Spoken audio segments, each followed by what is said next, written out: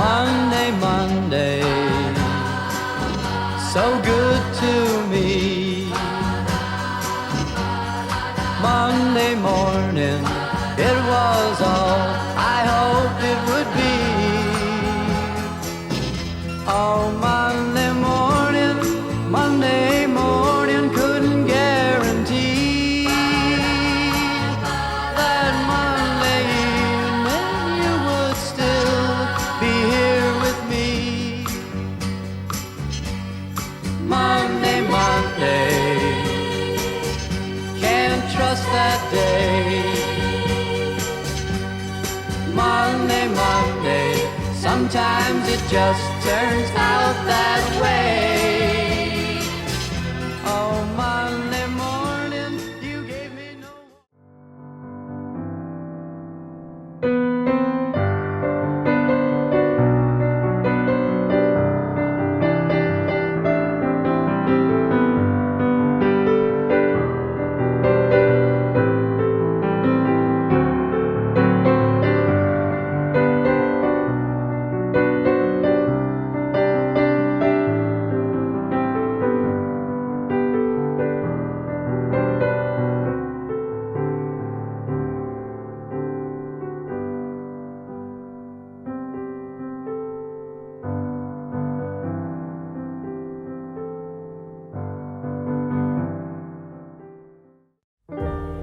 Hi there!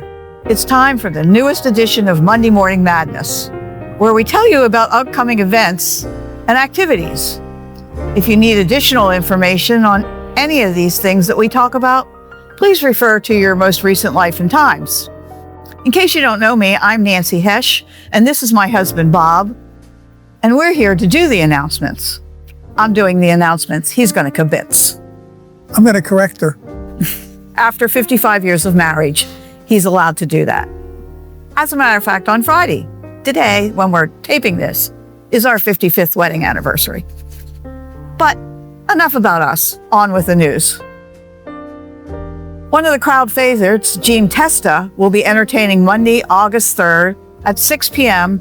in Shoal Conference Center with his variety show. As most of you know, he sings and plays the keyboard, and it's very entertaining. Beginning Monday, August 3rd, People's Gas will be changing all of the gas meters on the campus. The work will take place in about 3 or 4 days, and they'll work from noon to 4:30 each day. Most of the work can be done outside. However, there will be a maintenance person, one of our maintenance people will be with them in case they would need to do anything inside the house. Do you like to sew? Are you wanting to meet others who also enjoy sewing? There's a meeting to see if there's any interest in starting a new sewing group, and it has been scheduled for Monday, August 3rd at 2:30 in the My Day Out room. Come and check it out if you like to sew, or just come and check it out, and maybe you'll learn to sew. Navigating Life's Mobility Challenges is a session that will provide you with some expert guidance and practical strategies. It will be held on Tuesday, August 4th at 1 p.m. in Shoal Conference Center. Another session of That the World May Know will be held on Wednesday, August 5th at 2 p.m. in My Day Out. All are welcome to participate in these faith lessons on why Jesus was here and who he is. Another crowd favorite, the History Hobo, will be here Thursday, August 6th, and his topic will be Famous American Women Trivia. Come and listen to the program at Shoal at 1 p.m. See, he really is helpful. Let's Talk Books is a free-willing book club that will begin meeting on Thursday, August 6th at 1 p.m. in the game room. If you enjoy reading, come and try out the new book club format.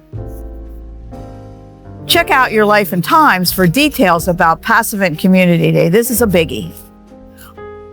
We will have a community day to celebrate America's 250th anniversary, and it will be held on August 18th. Things that will be happening are karaoke, games, music, dancing, and at 4:30, a pig roast. Be sure to turn in your reservation forms that you'll find in your Life and Time no later than August 10th, as we need to let vendors know the final count for activities and also for those of us who are coming to eat. Seaman Lutheran Church is collecting school supplies for school at Glade Run, now through August 24th. Check out the Life and Times for helpful supplies. There's a box conveniently located in the lobby for dropping off those supplies. The Catholic Communion service is held on Thursday at 2:30 in the Seaman Memorial Church. Oh, I'm sorry. It's held on Thursday at 10:30. You were supposed to tell me that. At the Seaman Memorial Chapel. The Seaman Memorial Lutheran Church invites you to choose from 3 Sunday services. The 9:15 service is at New Haven Court. The 10:30 service is at Seaman Church. And the 10:45 service is at Wittenberg Place. All are welcome at any and all of those services. The Pasadena Auxiliary Gift Shop invites you to browse and shop Mondays through Saturdays now from 10 to 4. Please shop the end of summer sale being held this week, August 3rd through the 8th, and find 20% off of selected items. Also, get a chance to win a $50 gift certificate with every purchase of $5 or more during the sale. Good luck to everybody, and please stop by and see us. The Gently Used store is also open from 10 to 3, Tuesdays, Wednesdays, and Thursdays, and they're having a summer clearance on August the 4th. It's time to get all of your shopping needs right here on campus. The Gently Used shop sale will continue through August and will include buy one regular summer clothing item and get a second one free. I think that's all for us. Thanks for checking out the Monday Morning Madness on channel 951. You can also watch these announcements on Pasadena Inspire Wellness channel on YouTube anytime, and you can find additional details in your current Life and Times. Have a great week. Kiss me, you fool.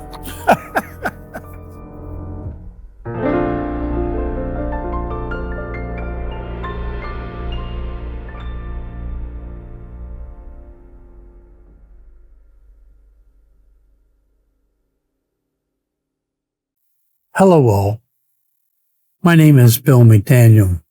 Today, I'm going to read you a true love story that affected my life and which I can remember day after day. The title of my story is The Power of Hands Held. Some memories soften with time, but others glow brightly the further back we reach. Every now and then, I find myself paging through the old albums in my mind, stopping at moments that shared everything that followed. One of those moments came in 3rd grade at a Valentine's Day party of Mrs. Bauer's classroom. We stood in a circle, small hands linked, preparing to sing a song. I can no longer remember the name, but by chance, however, or perhaps by something greater, I was holding hands with a little girl named Nancy who lived down the block. After the cards were exchanged and the cake and milk were finished, we walked home together, offering each other a simple "so long." Neither of us knew it then, but something had begun. Our friendship carried through elementary school and into high school.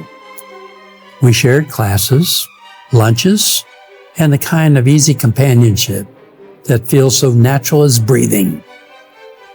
Near the end of our sophomore year, Nancy asked if I'd like to go to the movies with her on Saturday.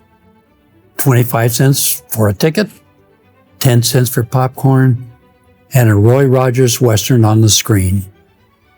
Halfway through the film, Nancy reached over, took my hand, and gave it a gentle squeeze. A charge thought through me, so strong I thought my eyes might pop out. We looked at each other and smiled, a small gesture, but it set the course for everything that followed. From then on, we were inseparable. Western movies, dinners at each other's homes, picnics, class outings, and streetcar rides to the zoo or Kennywood. Our parents noticed, of course, and gave us the usual lectures, but they also grew close together themselves. There were card nights, church events, fishing trips, and a talk of joint vacations. My junior year, Nancy and I knew we were standing on top of the world. We exchanged cards with messages that could melt your heart. Our families, both strong in education and values, supported us every step of the way. Senior year brought cut days, the prom, and a night I will never forget. Nancy in her gown, me in my rented tuxedo, dancing to music, fading and ending the evening with a sweet kiss and I love you. We made a plan. College first, careers next, marriage afterwards. And we kept it. We studied together in the library, graduated together, and were hired by the same corporation 3 miles from our home. 4 weeks later, we married. Our parents gifted us with a fully furnished home and a new car, just 2 blocks from where we grew up. Nancy's mother smiled and said she wanted us close when the babies came. And come they did, 2 of them, each one a blessing, each one a reminder of the love that started so long ago. Years passed as they did. Our parents left us peacefully. Our children built their own lives, and Nancy and I found ourselves on the patio in the quiet evenings of retirement, holding hands just as we did in that dark theater so many decades ago. We talked about our joys, our challenges and blessings, and every time our fingers intertwined, I'm reminded of the truth that has carried us through a lifetime. I love you is powerful. A single hand held can change everything. Thank you.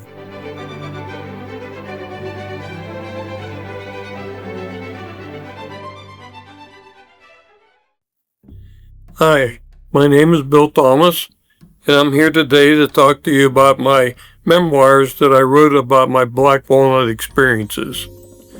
My Black Walnut story begins on the 3rd Saturday in October 1985. I was 38 years old then. It was a beautiful day, and some friends of mine and I were in Indiana County, Pennsylvania, archery hunting. We were posted on the edge of a wooded lot overlooking a large cornfield. This was the first time we hunted in this area, and one of our hunting companions knew the property owner. He got permission in advance to let him know we were going to hunt there. Since the owner was a farmer, he suffered much crop damage from the wildlife in the areas he farmed. Unfortunately, we were not able to help him out that particular day. I only saw 7 deer myself that day, but they were well out of my shooting range using a bow and arrow. I still use a recurve bow then and limited my shooting distance to a comfortable 40 yards. The excitement I got out of that particular day was while I was posted in a tree. It was easy to climb and had limbs jutting out in different angles. I was comfortable sitting even though I didn't have a store-bought tree stand. What really made things interesting was the fact that the tree was next to the one I was sitting on was a black walnut tree.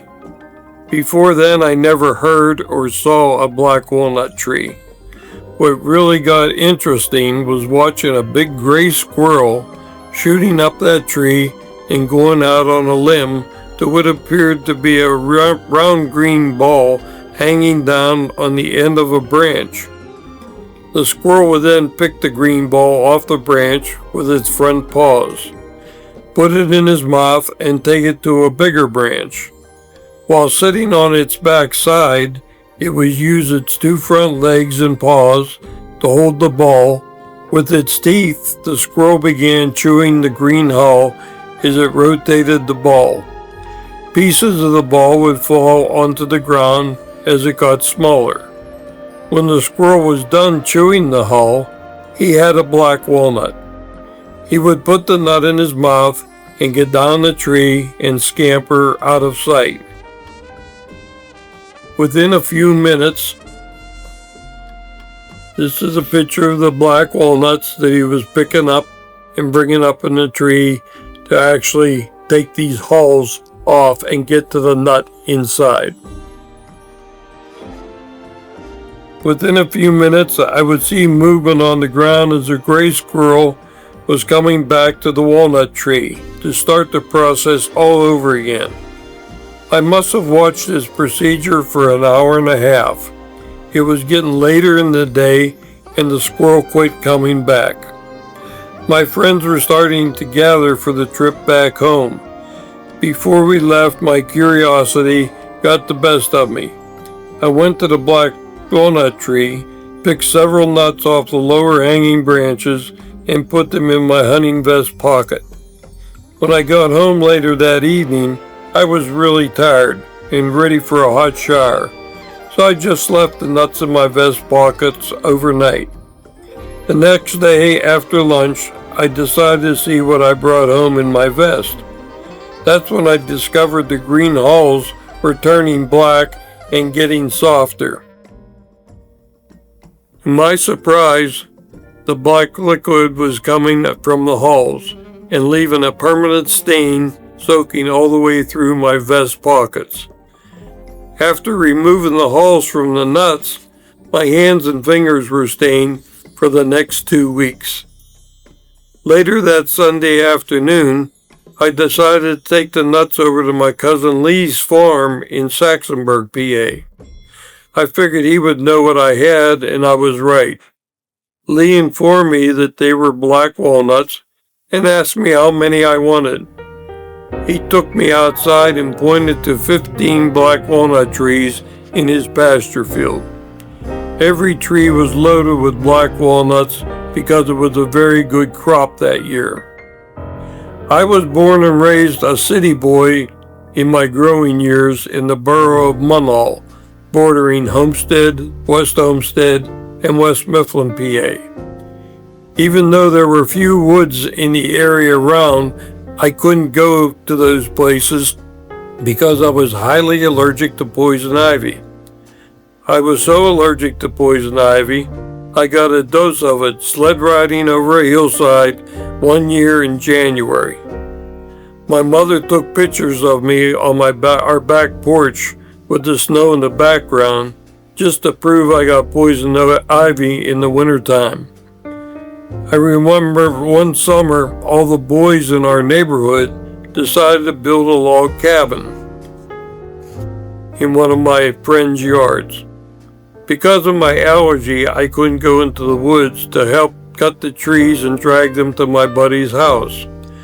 So it was my job to prepare the logs to build the log cabin. I still got poison ivy from the oil on the trees I was preparing for the log cabin. After Lee showed me all the black walnut trees in his pasture field, I went on a gathering spree to get as many nuts as I could before the squirrels cleaned them out.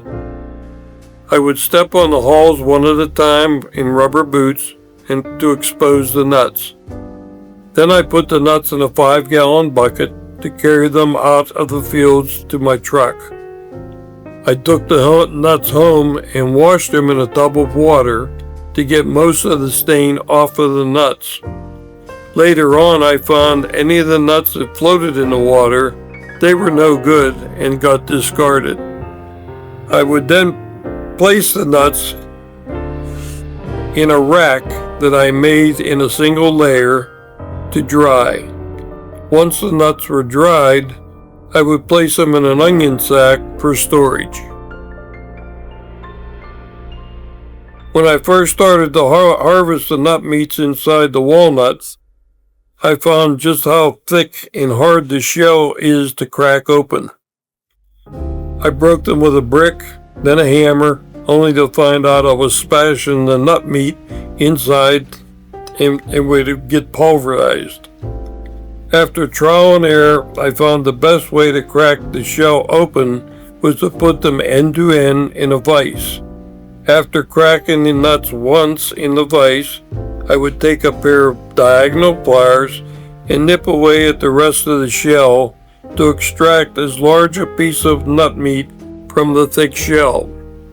It has taken much time and patience and technique, but over the last 28 years, I've gotten good at it.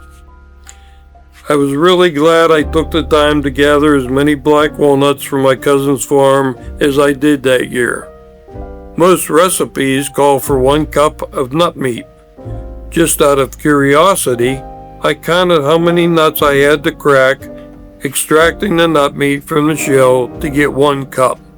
It took 50 nuts.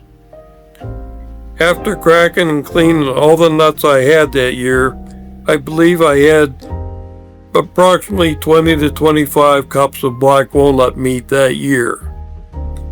Now, what was I going to make with the nut meat? I went to our local library in Mars, PA, and found a couple of books about black walnuts.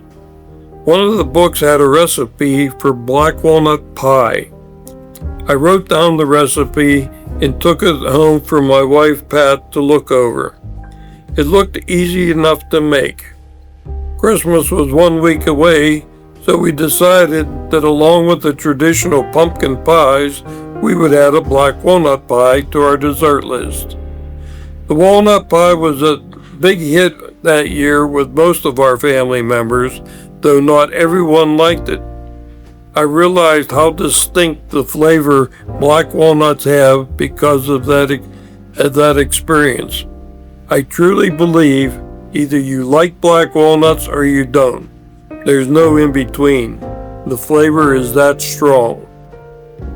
My wife and I tried other recipes with the rest of the nut meat we had remaining from that year's crop. We made fudge, which to this day is still the favorite to those who eat our black walnut treats. We also made black walnut bread, cookies, and seasonal candy treats. We made candy at Christmas, Valentine's Day, and Easter. I also enjoy black walnuts in our pancake mix with pure maple syrup from Marsdale, PA. The maple syrup is another story in itself. After running out of walnuts from that year's crop, all I could do was research and plan for next year's fall harvest. I found out there is a small town in Spencer, West Virginia that has a black walnut festival every year in October. The festival is a 4-day event and still goes on today in September. And in 1986, I made plans for Pat and myself to attend the festival from October 9th to October 12th. Spencer, West Virginia is located 65 miles west of Interstate 79 on Route 33. It was a long, winding up and down the hills of black walnut or black country.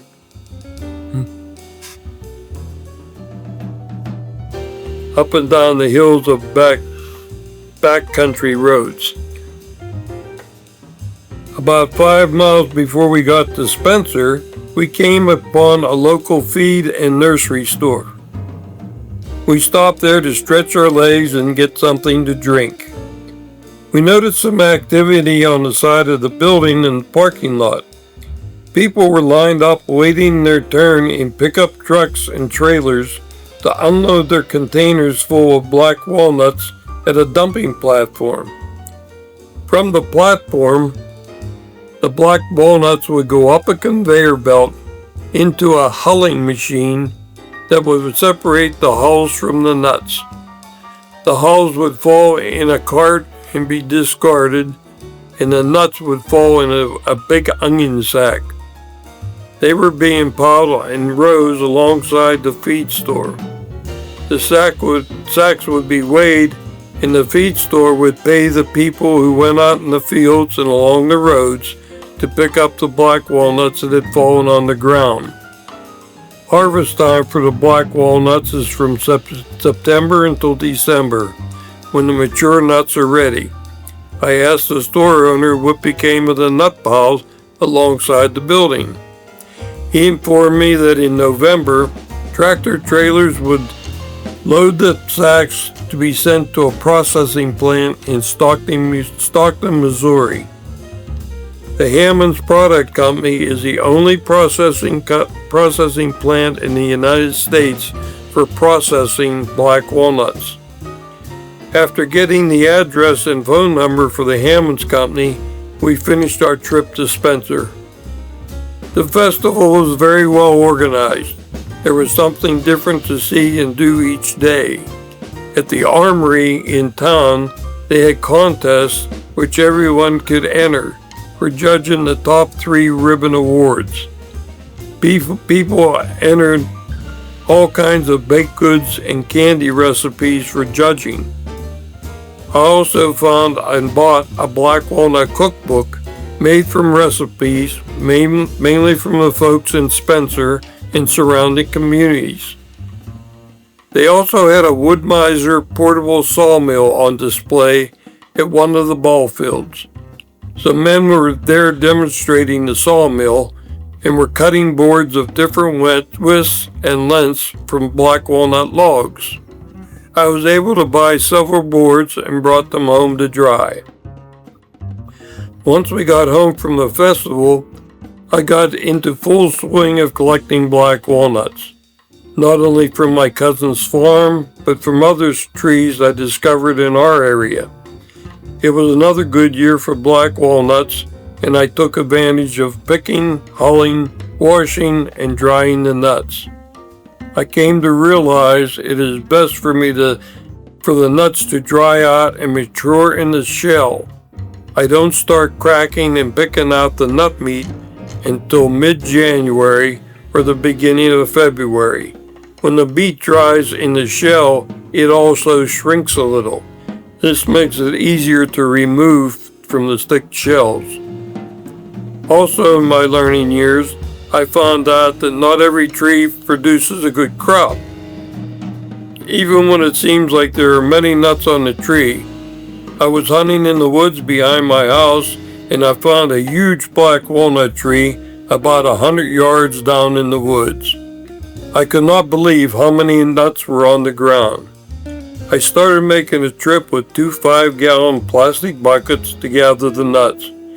After making 15 or so trips back and forth, I took off the hulls, washed the nuts, and dried them out.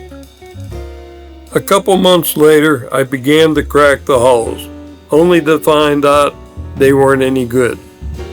I learned a valuable lesson that year. If the squirrels are not gathering nuts, just let them lay there. They are no good. I don't know how they know, but they do. After that time, anytime I go to gather nuts, I always break open a few to check the nut meat inside to make sure I'm gathering good black walnuts. I worked in a glass container factory for 27 years in Glenshaw, PA.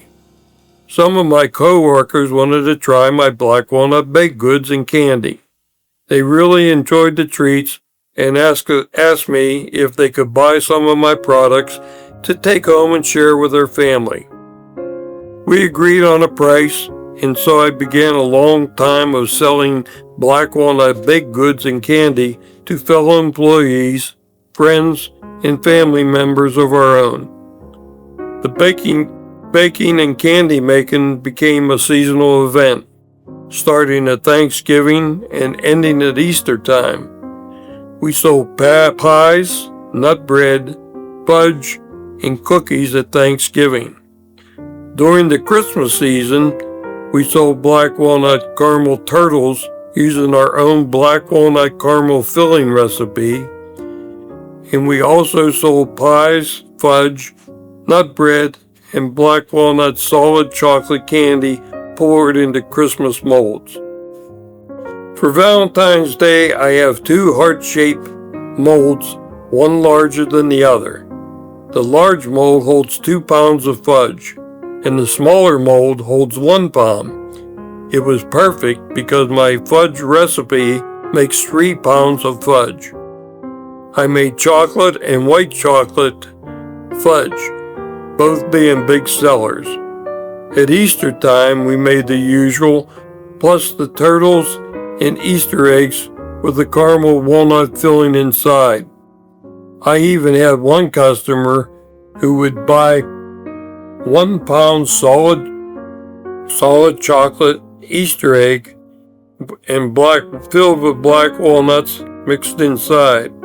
He would buy one in milk chocolate and one in white chocolate. We also had small molds we would make at Easter with bunnies, crosses, eggs, and chicks. For those different holidays, I would take orders so I knew just how much baked goods and candy we had to make. It didn't take long to realize I could not keep up with collecting enough nuts to supply all of our orders. I decided to write Hammond's Product Company in Stockton, Missouri, to see if they could help me with my situation. Within a week, I received a phone call from one of their sales representatives. After explaining my problem to him, he told me I could buy nuts from the company in bulk at a reduced rate. I decided I should buy 2 different sizes because of how I was using the black walnuts. I bought the large and fancy nuts for making my fudge and nut bread in 35-pound bulk packages. I also bought small black walnuts in 35-pound bulk packages. The nut meat I bought from Hammond's and the ones I harvested were enough to fill my orders for the season. I did the business with the same salesperson for a number of years until he took another sales job with another company. He went as far as to inviting Pat and I to come down to visit and tour the Hammond's plant. Because of our friendship, in November of 1989, I took him up on the offer and went to Stockton, Missouri. We also took my daughter Patty with us. He was a wonderful tour guide and explained everything in detail about the processing black walnuts from start to finish. We learned more about black walnuts that day than we would ever have learned on our own. I would like to share some of those lessons with you now. We have learned that the Hammond's Company, nothing is wasted or thrown away. The green hulls are used to make black walnut stain in the paint industry and also for fertilizer. We were also told the hulls were used in colonial days for making ink. The nuts go through a drying process in ovens to enhance the maturing of the nut meat. After the drying period is done, the walnuts go directly to the factory for cracking. The cracking is done by steel rollers that the nuts pass under to break the shells in smaller pieces. Then the nuts are poked with long steel fingers that pop the nut meat out from the shells. The nut meat goes along a conveyor belt through a series of machines that checks for size and color of the nut meat. Only the meatier nuts with light brownish tan color are used for human consumption. The poorer quality meats are discarded from the conveyor belt. After the nut meat has gone through all the machines, the final checkpoint is passed by inspectors who make the final decision on the quality of the meat. The nut meat that is not considered best quality is collected and sent to another part of the building. There, the discarded meat nuts are put through another machine that mixes the nuts and cracked corn at a high rate of speed. High pressure fuses the corn and the nuts and comes out in pieces, falling into bags to be sold for animal feed. The feed the company sells comes in 50-pound bags and is called Cornwall. It is a high-protein food source for cattle, pigs, chickens, and even used as dog food. The salesperson gave my daughter Patty and I a piece of the Cornwall to eat before he told us what it was and how it was used. It had a good flavor. I bought a 50-pound bag to bring home for our dogs, and they loved it. Since I said nothing is wasted, you're probably wondering about the black walnut shells. The shell products they harvest at the factory are a large part of the business. The shells are ground into various sized grits and used for multiple purposes. They are used for metal cleaning and polishing in the automobile industry, jet engines, electronics, circuit boards, and ships. They are used in the cosmetic industry for cleansers, rough agents in soaps, and dental cleaners. When the Statue of Liberty was restored in New York Harbor in 1984, she was sandblasted with black walnut shells. It cleaned her finish without scratching or wearing away any of her surface. The shells are also used to clean brass bullets, casings for shooters who reload their own bullets. I bought a 50-pound bag of that size media to sell at home to sportsmen who reloaded their own ammo.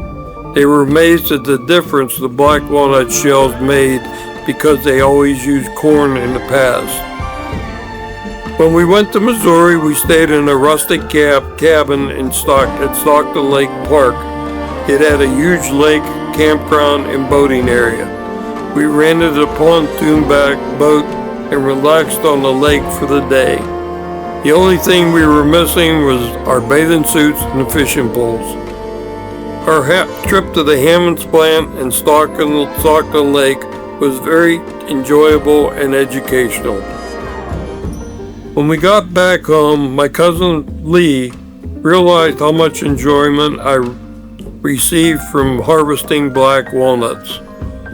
He decided to pass down to me a homemade hulling machine that he made himself years ago. This is a picture of the hulling machine. I'm at the machine loading nuts in, and that is my grandson Lucas. He was out there helping me. He's at the switch, because when you dump the hulls in the machine, you only want to let them rotate about 2 cycles or it'll start breaking the shells. So whenever Luke saw me nod my head, he would turn the switch off. And this is a picture of my grandson and Luke back in our later days, still hauling the black walnuts. And you can see how dirty and messy of a job it is.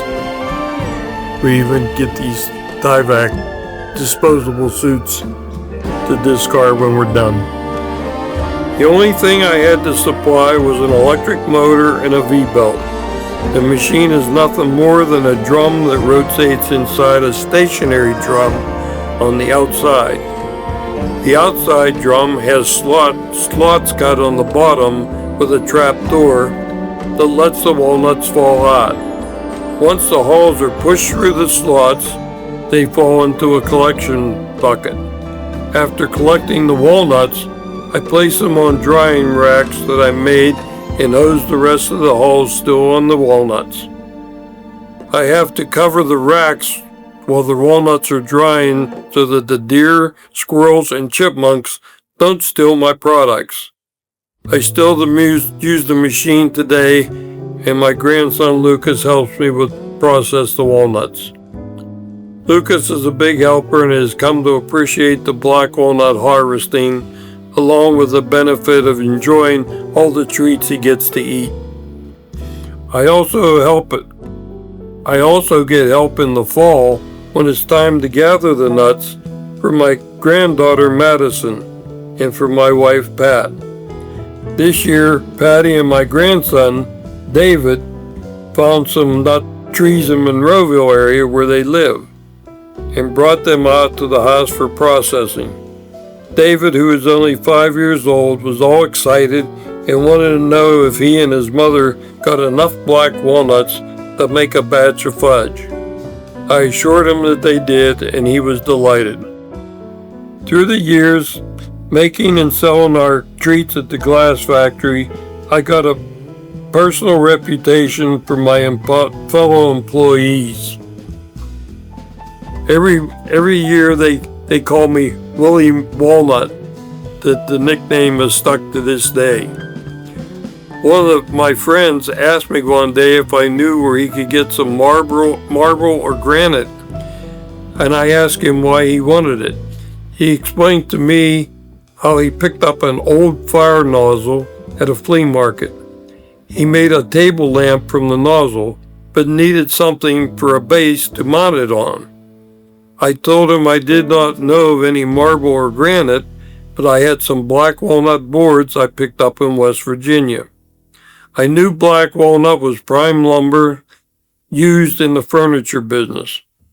I gave him what he needed, and he made 2 octagon pieces, one larger than the other, and placed the smaller one on top of the larger one. He then attached the nozzle upright on the base and used the fire nozzle handle as a switch to turn the lamp on and off.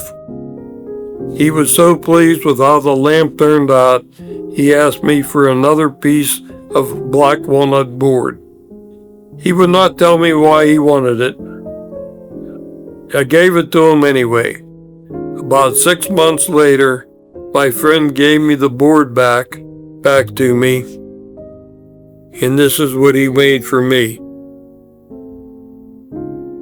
And you can see the letters, he actually made the grain of the wood into the letters. I was very, very proud of that.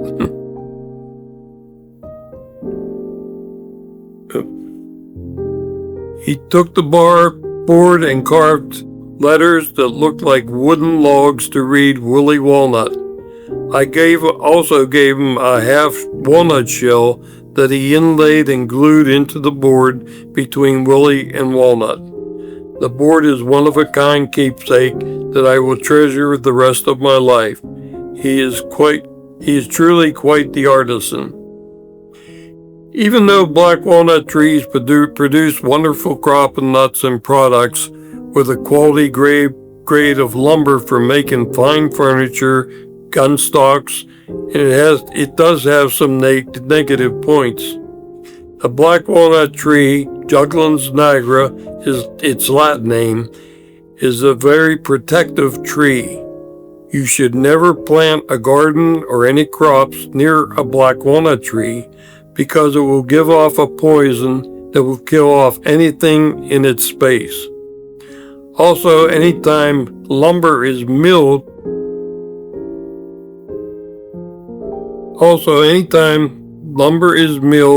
and going to be cut black walnut logs into lumber, the mill cleans up all the sawdust from the other trees they have been cutting before they start on the walnut trees. The reason for this is because the lumber mill sells the dust to stables for bedding in the horse stalls. Black walnut sawdust is very toxic and will enter the horse's legs through its hoofs and into its nervous system. This will kill the horses just from walking in the sawdust. When the mill is all done cutting the black walnut logs, all the dust is cleaned up and disposed of properly. Well, I didn't paint a very good picture for black walnut tree, did I? A black walnut tree is a very good shade tree and produces a fine product for lumber. The walnuts are very useful for human consumption and a food source for wildlife alike. I guess what I'm trying to say is if you decide to plant walnut trees on your property, give some thought to the location used for the multiple purposes. They are used for multiple purposes.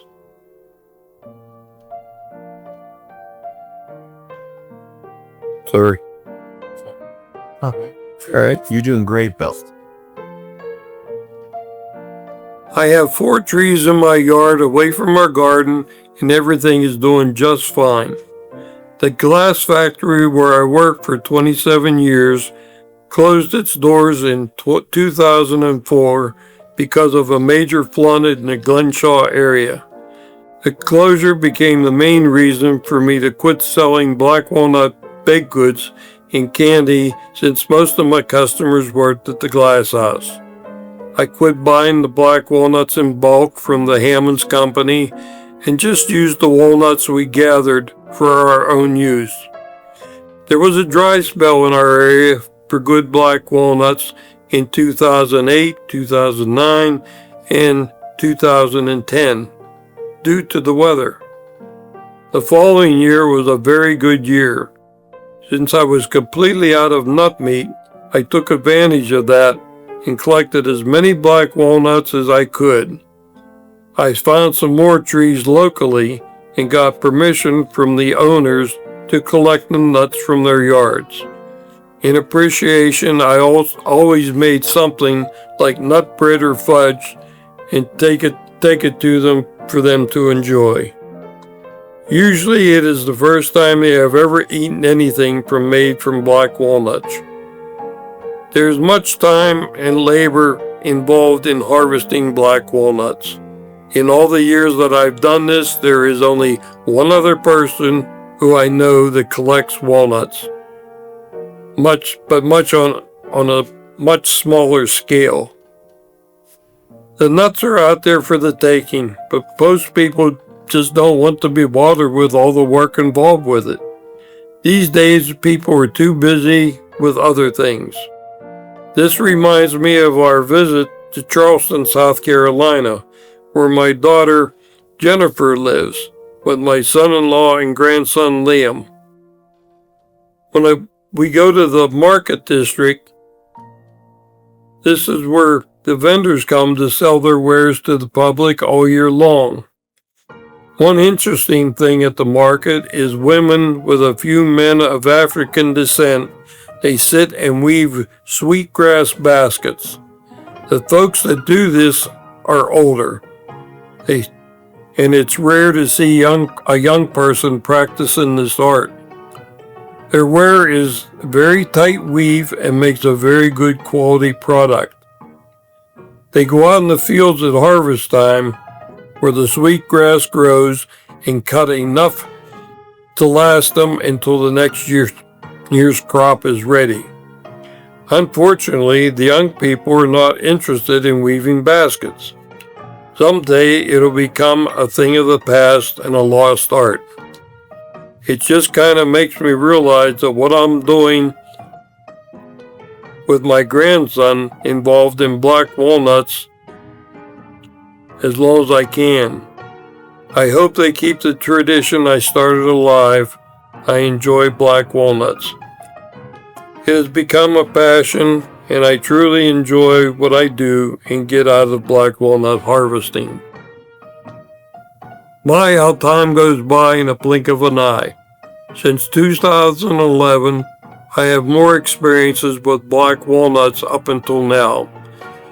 It is 2025, and a lot has changed. I no longer can use my hulling machine for cleaning nuts. that I gather because I can no longer do the laborious tasks because of my physical condition that comes with aging. I am 78 years old and had back surgery in 2022. Still not 100% back to normal. My grandson Luke took the hauling machine for keepsake for all the years we used it. Maybe someday he will use it for himself. Wouldn't that be nice to keep the tradition going and process black walnuts for his own use? Since my baking and candy making days have come up with a few more ideas for using black walnuts. The first is making black walnut ice cream. It is simple to do and very tasty. I'll buy a half gallon of vanilla ice cream at the grocery store. Then I put it in a mixing bowl and put it into the microwave and keep heating it till it's soft enough to stir. Then I'll add a cup of chopped black walnuts and a teaspoon of black walnut extract and stir until it is blended in, and then put it back into the half-gallon ice cream container. Then I pour the cornflakes back into the container and refreeze it for the next day. Yummy. The next thing my eldest daughter, Jennifer Goldman, and I did with some black walnuts we picked up under the black walnut tree was removing the hulls off the nuts and set the nuts aside. We did this with about 50 of them and put the hulls in an old metal pot. I would check them every so often until they were all soft and black. This was the start of the process of making black walnut ink for writing with a fountain pen. This is the two of us that after we poured it down, cooked it down, as we're pouring it through a filter. Back in the colonial days, the early settlers would use black walnut ink along with ink made from berries of whatever was available. We took the hulls we collected in my pot and poured water into the pot till it covered the hulls. Then we put the pot on my turkey fryer burner and brought it to a boil, stirring the hulls every once in a while till the hulls got nice and liquid and black, about 35 minutes. Then we added 1 cup of white vinegar and cooked it for another 10 minutes, stirring the mixture until the vintage blended well. Then we turned off the burners and set the pot outside to let it cool down to a lukewarm temperature.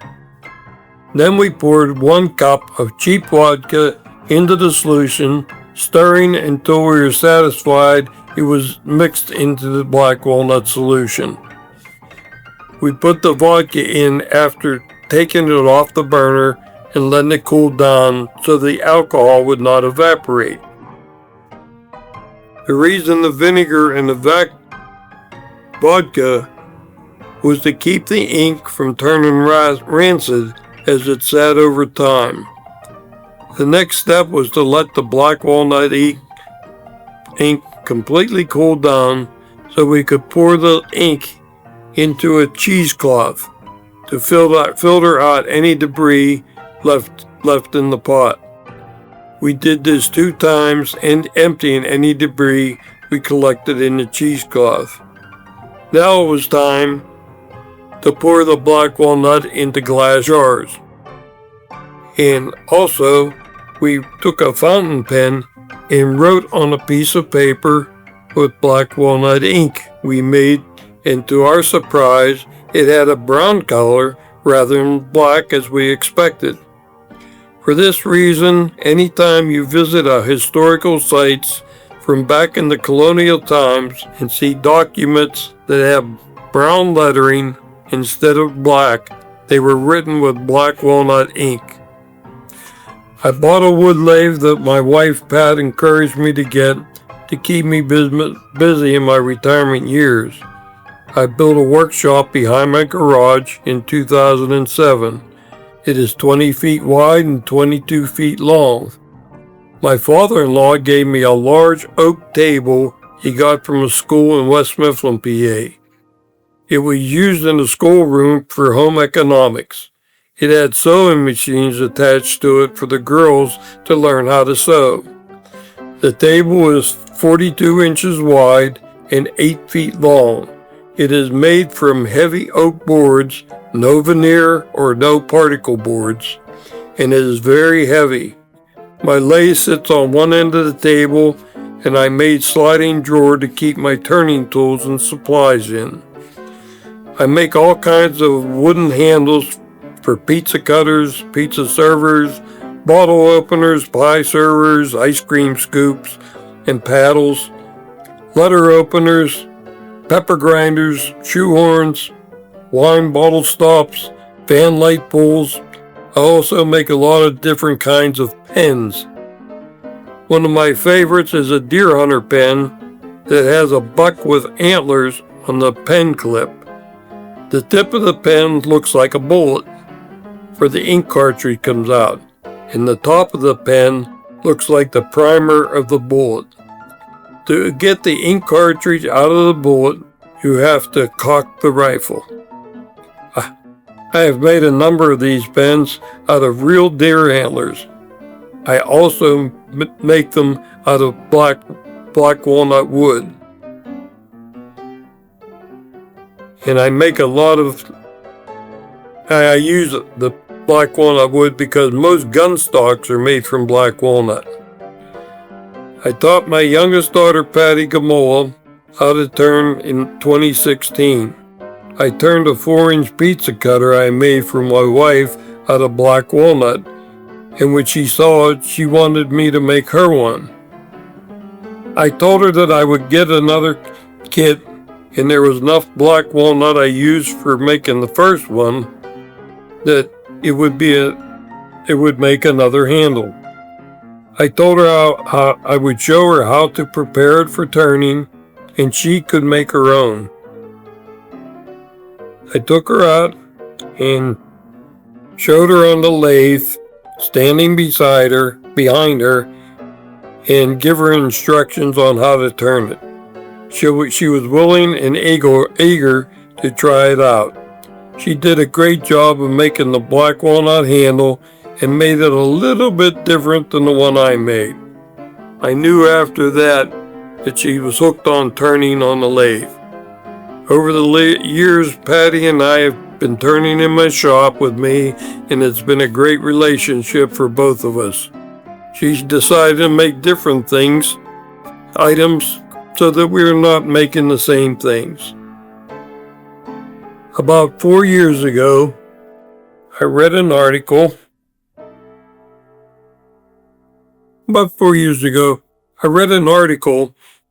About tapping black walnut trees for making black walnut syrup. It's just like tapping maple trees for making maple syrup. I was intrigued, so the first year I tapped 5 black walnut trees just to cook the walnut sugar water I collected from the trees to make 1 gallon of black walnut syrup. The syrup is very sweet and has a nutty flavor. Very tasty. It has the same ratio as maple syrup, so you need to collect 40 gallons of sugar water to boil down to get 1 gallon of syrup. The next year, I tapped 22 trees and got enough sugar water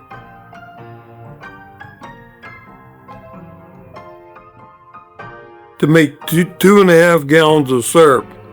When you tap the black walnut trees, it doesn't flow as freely as the maple trees because the walnut sugar water has pectin in it, and it is thicker. The following year, I was going to tap 30 trees, but had back surgery in December. Oh well, there's always next year. You tap the trees the first week of February. You need warm days above freezing and cold nights below freezing for the sugar water to rise and fall. This is what makes the sugar water run into your taps and collect into your containers you hang on the trees.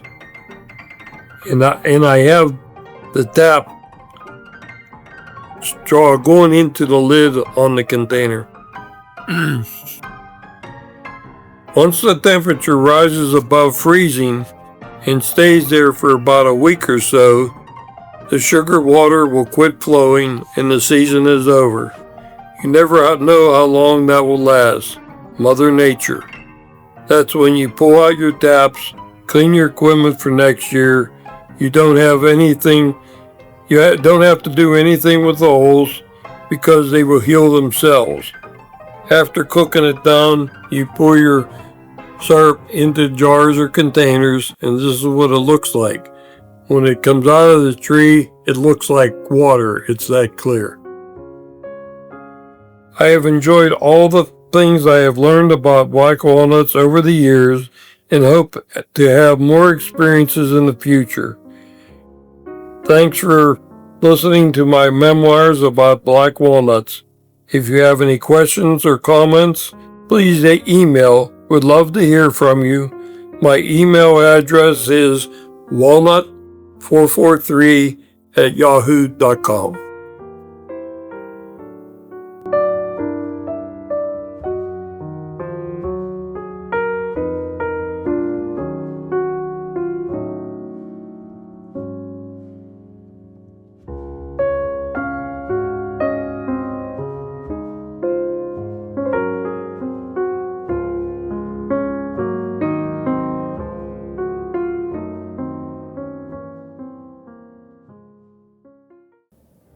Hi, my name is Corey Limer, and today I'll be talking to you a little bit about the Amazon Echo family of devices. These are smart devices that can help you throughout your day with daily reminders and appointments. And I'll be showing you Echo 5, Echo 8, and the smallest one, the Echo Dot.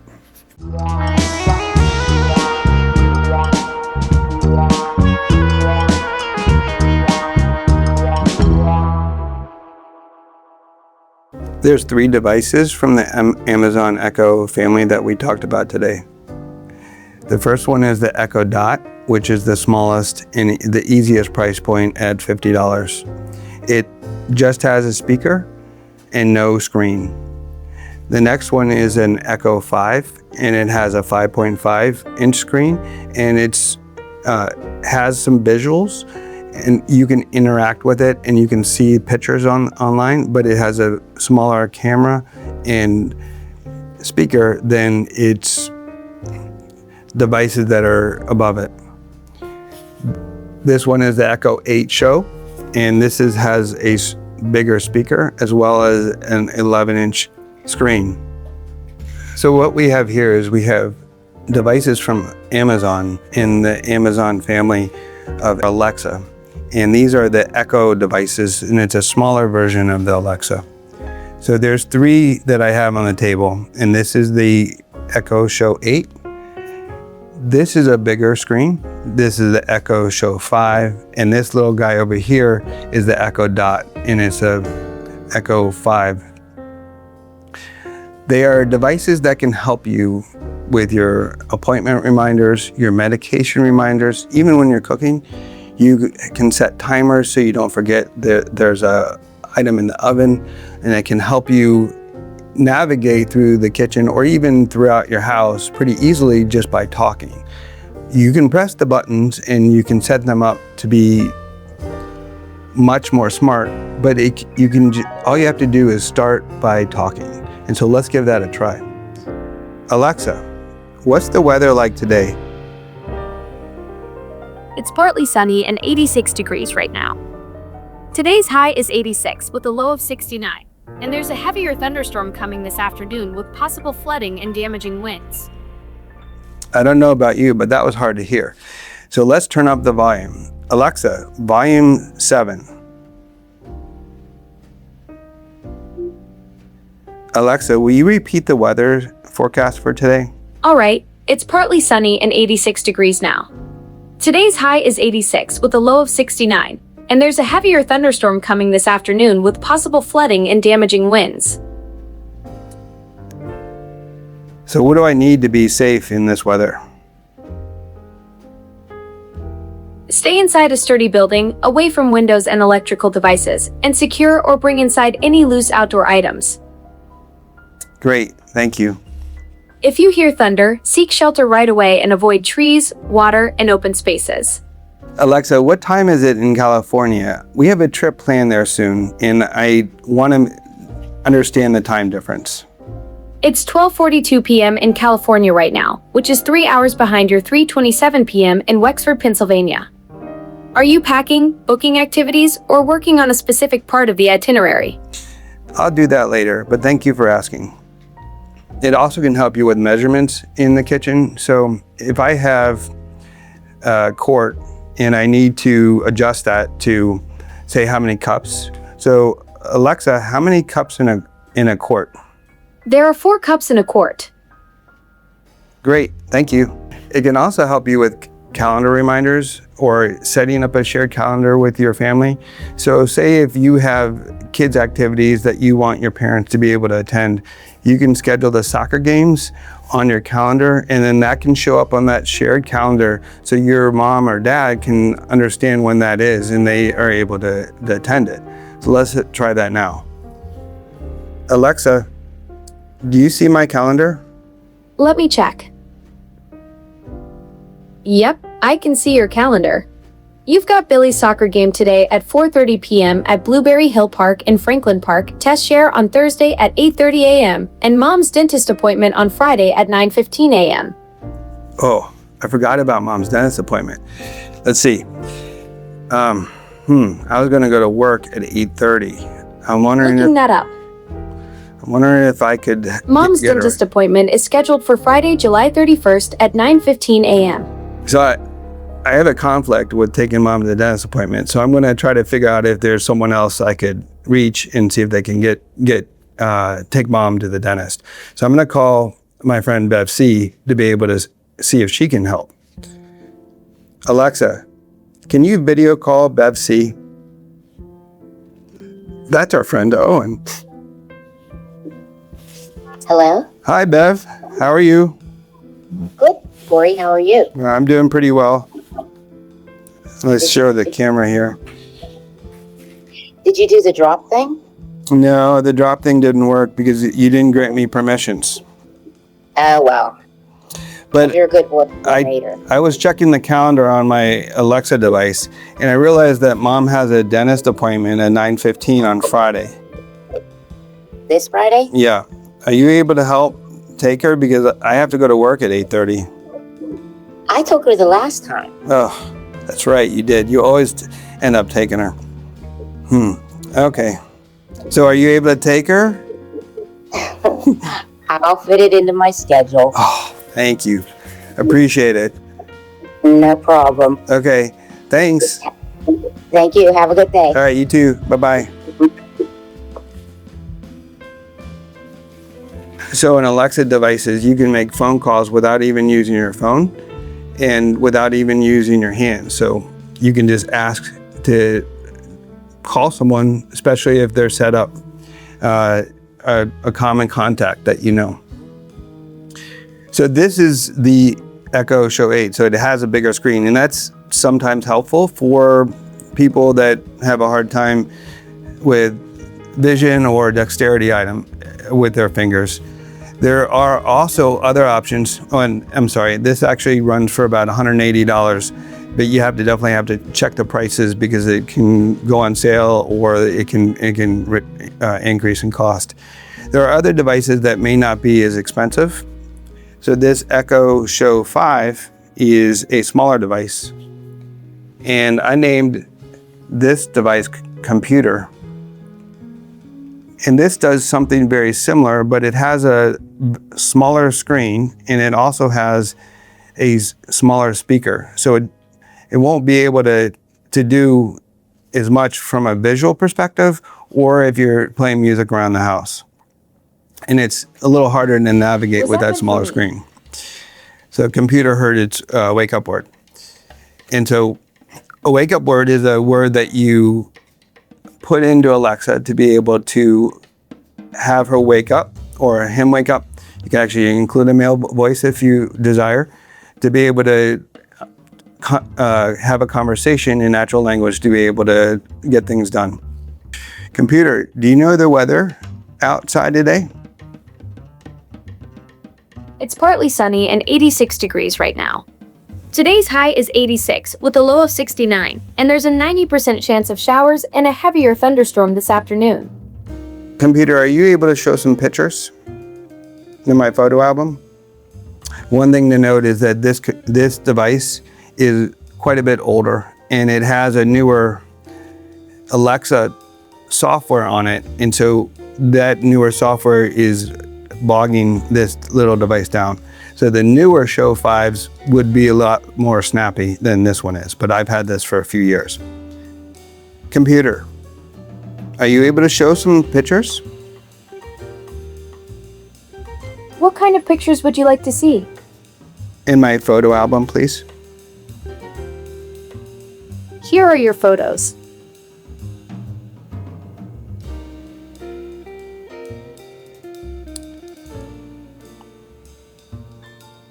So it's trying to pull up my photos. There's one. That's of a hike that I went on recently in North Park. I'm not sure if you can see that, but I think if you might look over here on the big screen, you can see better that there's some pictures displaying through here, which is a nicer view.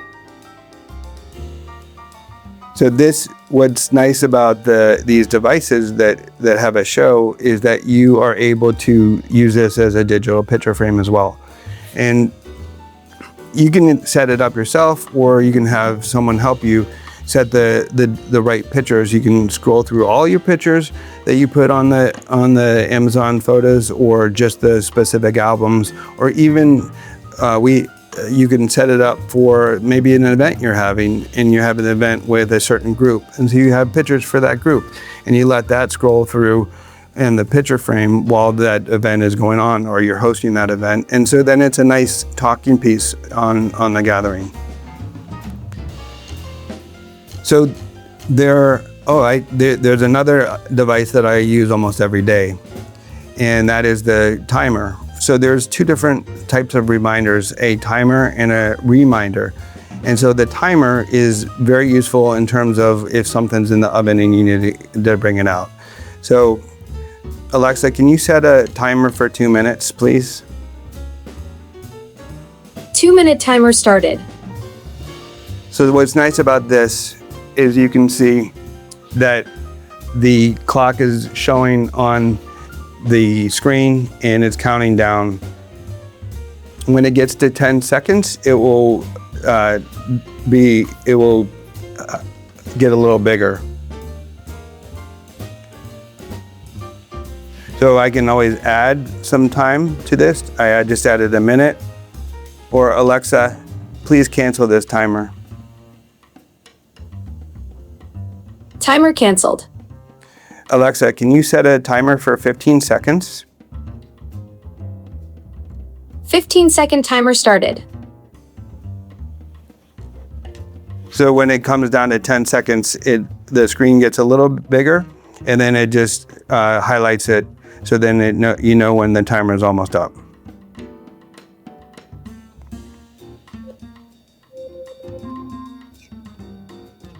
Alexa, turn the timer off.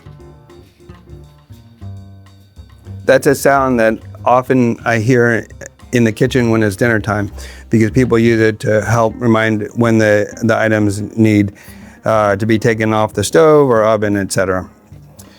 There's also a reminder, say that you want to do the like a medicine reminder, that you have to take your medicine every day at 7:45. So I'll set up a reminder now.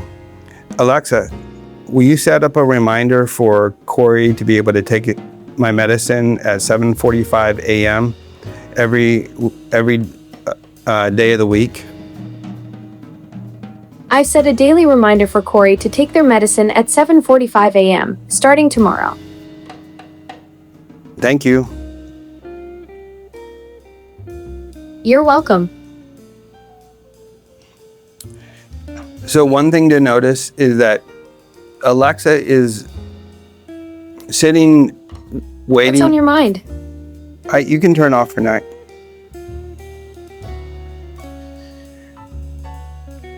Alexa's waiting for and I just said the wake word. So this device is waiting, or this device is waiting for their wake word. And so they are like a sleeping dog in front of the door, waiting to hear that dinner's ready or that you call their name. They're going to ignore everything else until they hear their wake word, and then you'll be able to talk and converse with it. If you really want to turn off the controls of the microphone, there is a button that you can tap to mute, and then that mute button turns red. And so then the microphone, and it's red here too, so the microphone is off. Alexa, can you turn on mute?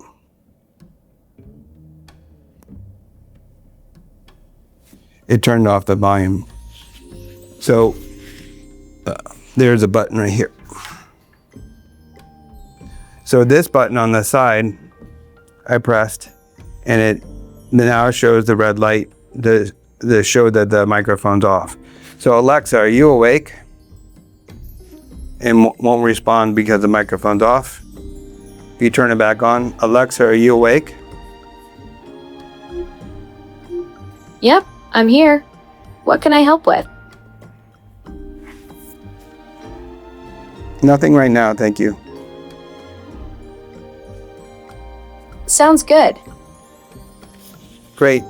So what we covered today was some basics about the Echo devices and how it can be a smart device that you can converse with, and also help you around the house daily activities like setting reminders for your medicine, or interacting with a shared calendar so you understand when your appointments are, or your parents' appointments are, or the kids' soccer games, and everybody can see that calendar in one location, and they can interact with it via the voice, or they can interact via the voice on the calendar.